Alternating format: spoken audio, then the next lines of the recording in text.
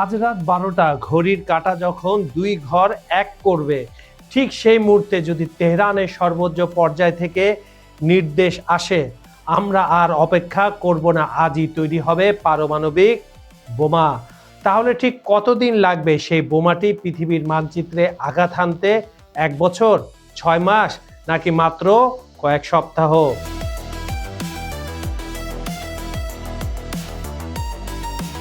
বন্ধুরা, এটা কোনো হলিউড সিনেমার স্ক্রিপ্ট নয়, এটা আমেরিকার ডিফেন্স ইন্টেলিজেন্স এজেন্সি ডিআই এর 2025-এর সেই চাঞ্চল্যকর রিপোর্ট, যা পড়ার পর হোয়াইট হাউস থেকে তেল আবিব সবার রাতের ঘুম হারাম হয়ে গিয়েছিল। আর এই তথ্যের উপর ভিত্তি করে 2025 সালের জুনে মধ্যপ্রাচ্যের আকাশ চিরে ধেয়ে এসেছিল ইসরায়েলি আর আমেরিকান ফাইটার জেট। শুরু হয়েছিল অপারেশন রাইজিং লায়ন। কিন্তু প্রশ্ন হলো, এত বোমা, এত মিসাইল আর এত সাইবার অ্যাটাকের পরেও কি ইরানকে থামানো গেছে? ইসরায়েল দাবি করছে তারা ইরানের পারমাণবিক স্বপ্ন ধুলোয় মিশিয়ে দিয়েছে, কিন্তু স্যাটেলাইট ইমেজ বলছে অন্য কথা।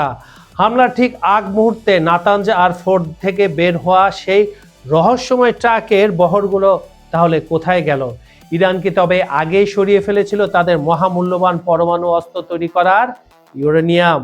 জাতিসংঘের পরমাণু সংস্থা আইএইএ বলছে ইরানের কাছে এখন যে মজুদ আছে তা দিয়ে অনায়াসে 9টি পারমাণবিক বোমা বানানো সম্ভব। মাত্র 30% দূরত্ব বাকি ছিল মরণাস্ত্রের দরজা থেকে। আর সেই দরজা খোলার চাবিকাঠি এখন আয়াতুল্লাহ খামেনির কোথায়? ড্রয়ারে।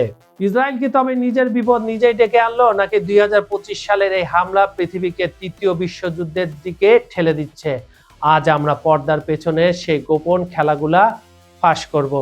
জানবো ইরানে ভূগর্ভস্থ ল্যাবে ঠিক কি ঘটছে আর কেন পুরো ইউরোপ আমেরিকা আজ কাঁপছে ইরানের এক সিদ্ধান্তে। আসসালামু আলাইকুম বন্ধুরা, খবর সংযোগের টপ নিউজের আজকের ভিডিওতে আমরা উন্মোচন করব ইরানের পারমাণবিক শক্তির আসল রহস্য এবং যুদ্ধের ময়দানে সেই ভয়াবহ রাতগুলোর অপ্রকাশিত সত্য। ভিডিওটি শেষ পর্যন্ত দেখুন, কারণ আজকের পর বিশ্ব রাজনীতির সমীকরণ আপনার কাছে পুরোপুরি বদলে যেতে পারে।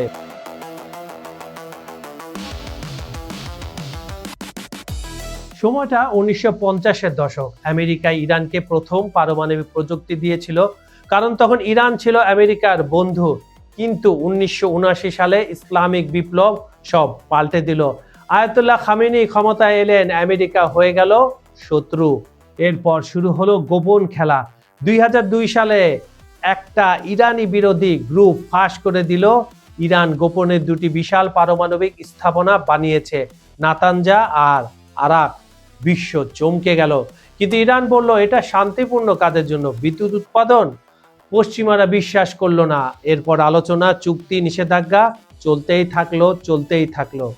2015 সালে হলো ঐতিহাসিক জেসিপিওএ চুক্তি। ইরান সীমিত করবে পারমাণবিক কার্যক্রম, বদলে নিষেধাজ্ঞা কমবে। মানে এটা সিগনেচার করলে সে নিষেধাজ্ঞাটা কিছুটা কমবে তার উপর থেকে।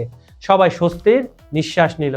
কিন্তু 2018 সালে ট্রাম্প চুক্তি ছিঁড়ে ফেললেন, আর তারপর থেকে ইরান ছুটতে শুরু করলো।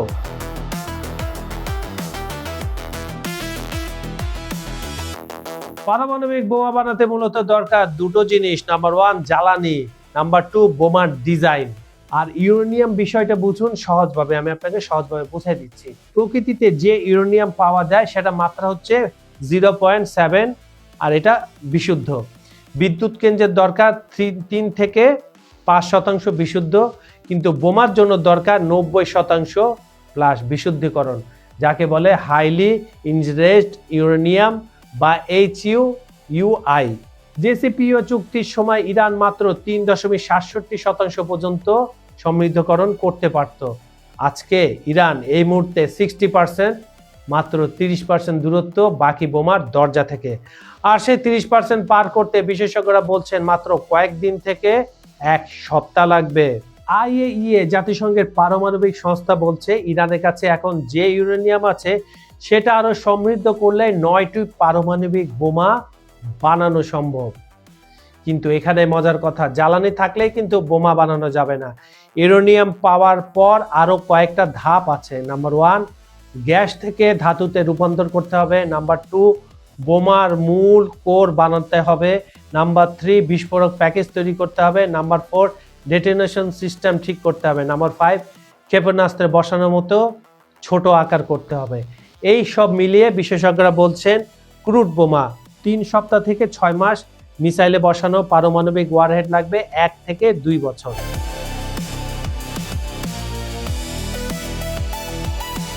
এখন আসি সবচেয়ে হট টপিকে। জুন 13, 2025 ইসরায়েল হামলা শুরু করলো। লক্ষ্য ছিল ইরানের পারমাণবিক স্থাপনা। অপারেশন রাইজিং লায়ন এই নামে চালালো সে অপারেশনটা। ইরানের 14 জন পারমাণবিক বিজ্ঞানীকে হত্যা করা হলো, কাউকে গাড়ি বোমায়, কাউকে সরাসরি আক্রমণে। ইসরায়েল বলল ইরানে বোমার দোরগোড়ায় দাঁড়িয়েছিল, এটা প্রতিরোধমূলক আক্রমণ। ইরান জবাবে ব্যালিস্টিক মিসাইল ছুড়ল ইসরায়েলে। তারপর এলো বড় ধাক্কা।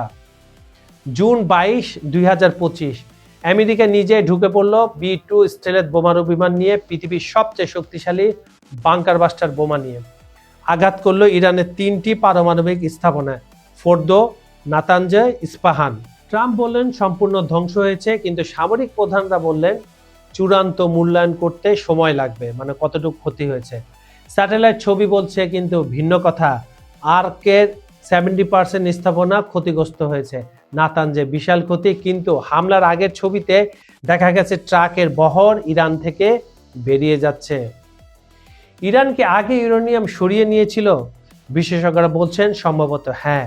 তাহলে হামলা ইরানকে পিছিয়ে দিল কতটুকু? অনেকে বলছেন কয়েক মাস, কেউ বলছেন তার চেয়েও বেশি।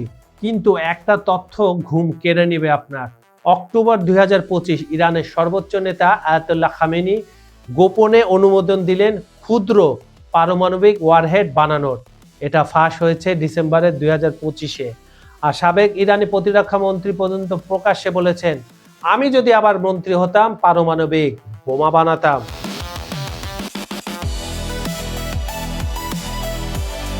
তাহলে আজকের প্রশ্ন হচ্ছে, হামলার পর ইরান কোথায় দাঁড়িয়ে? 3টা সম্ভাবনা নিয়ে কথা বলি। নাম্বার 1, ইরান থামবে। আমেরিকার শক্তি দেখে ইরান আলোচনায় আসবে, নতুন চুক্তি হবে, পারমাণবিক কার্যক্রম সীমিত হবে।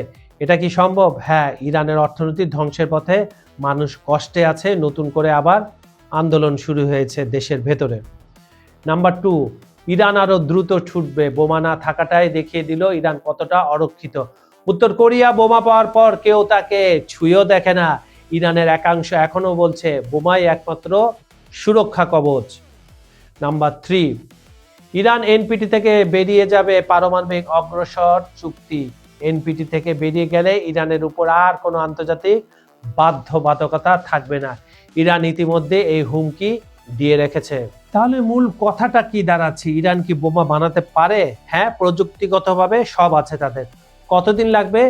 রাজনৈতিক সিদ্ধান্ত হলে জ্বালানি কয়েকদিনে, ক্রুড বোমা কয়েক সপ্তাহ থেকে কয়েক মাসে, আর মিসাইল ওয়ারহেড 1 থেকে 2 বছরের মধ্যে। হামলার পর কি হয়েছে?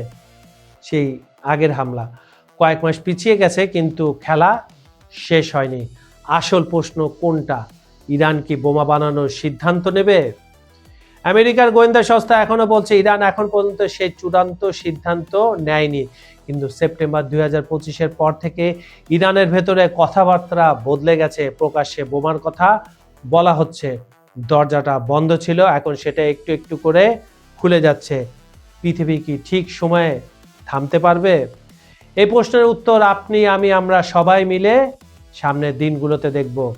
সাবস্ক্রাইব করুন চ্যানেলটি, কারণ আন্তর্জাতিক রাজনীতির এমন হট টপিকের আপডেট শুধু এখানেই পাবেন। বিজ্ঞাপন ও প্রমোশনের জন্য ডেসক্রিপশনে দেওয়া নাম্বারে আপনারা যোগাযোগ করতে পারেন। খবর সংযোগের টপ নিউজের অনুষ্ঠানটি আপনারা পৃথিবীর কোন প্রান্ত থেকে দেখছেন কমেন্টে জানান। বাংলাদেশ, ভারত, পাকিস্তান, শ্রীলঙ্কা, নেপাল, ভুটান, মালদ্বীপ, ইন্দোনেশিয়া, মালয়েশিয়া, থাইল্যান্ড, চীন, জাপান, দক্ষিণ Korea, America, UK, Italy, Spain, Hungary, Poland, Georgia, Russia, Europe, Ukraine, Brazil, Cuba, দক্ষিণ আফ্রিকা, সৌদি আরব, কুয়েত, ইরাক, ইরান, জর্ডান, মিশর, দুবাই, মধ্যপ্রাচ্য, যেখান থেকে দেখুন না কেন, আমরা আপনার মতামত শুনতে চাই। আজ এ পর্যন্ত। আমি কাজল হায়দার বিদায় নিচ্ছি। দেখা হবে পরের ভিডিওতে নতুন কোনো ইস্যু নিয়ে। ভালো থাকুন, নিরাপদে থাকুন। আল্লাহ হাফেজ।